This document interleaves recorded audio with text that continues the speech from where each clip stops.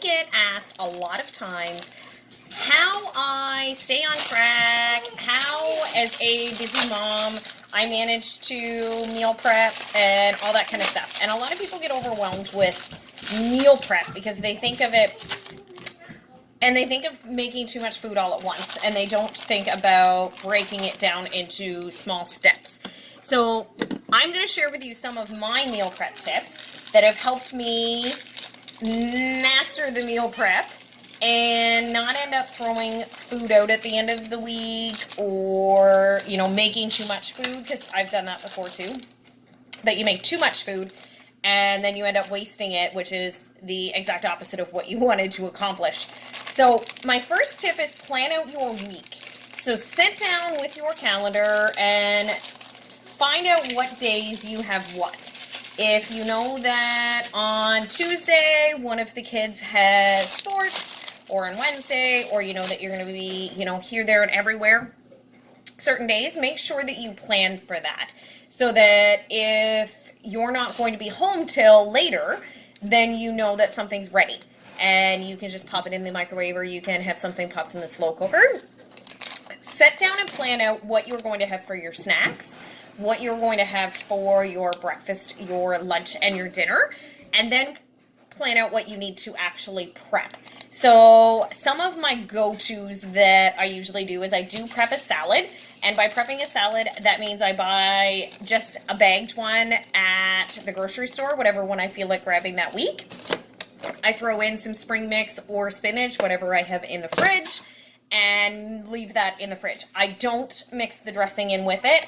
We add that as we go through the week so that we always have salad in the fridge that we can grab and go when you don't have to worry about it. Then I also do protein sources. Protein sources are a big time consuming. They take a lot of time to cook. So right now I've started, while I'm prepping my vegetables, I have some chicken breasts in the oven cooking so that when I'm done doing my vegetables, they'll almost be done. So you can actually save on time if there's things that need to take a little bit more time to cook. You can put those in the oven first and have them ready and cooking while you're doing some other things at the same time. Start with a clean kitchen. So you have clear space. There's nothing on your counters. There's nothing in your sink for dirty dishes. Make sure that you have some water with you, that you've already looked at your groceries and your recipes for the week so you know what you're cooking for the week. And then you can start by prioritizing what needs to take the longest to cook. So I know that my chicken's going to take the longest to cook, so I put that in the oven first. Then I know that my meatloaf, which I'm going to make with some ground chicken, is going to take the second longest to cook.